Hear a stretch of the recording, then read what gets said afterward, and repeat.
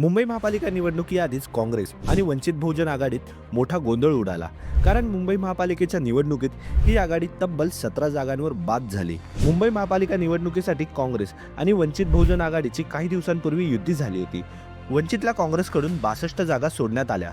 मात्र या 62 पैकी 21 जागांवर वंचितला उमेदवारच न मिळाल्याने उमेदवारी अर्ज भरण्याच्या अखेरच्या दिवशी या जागा काँग्रेसला परत करण्यात आल्या. यापैकी 5 जागा पुन्हा वंचितकडून मागण्यात आल्या.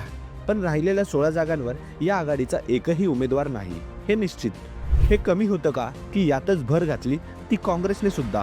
प्रभाग क्रमांक 18 मधून काँग्रेस उमेदवार नीलम म्हात्रे यांनी अर्जच न भरल्याने एकूण 17 जागांवर काँग्रेस व वंचित आघाडीचा एकही उमेदवार निवडणूक रिंगणात नाही. त्यामुळे या 17 जागा थेट महायुतीच्या खात्यात की आणखी कोणाच्या हा प्रश्न आहे. मात्र केवळ तुटपुंज्या जागा काँग्रेसने आपल्याला दिल्यामुळे ऐनवेळी वंचितने काँग्रेसचा बदला घेतल्याची सध्या चर्चा आहे.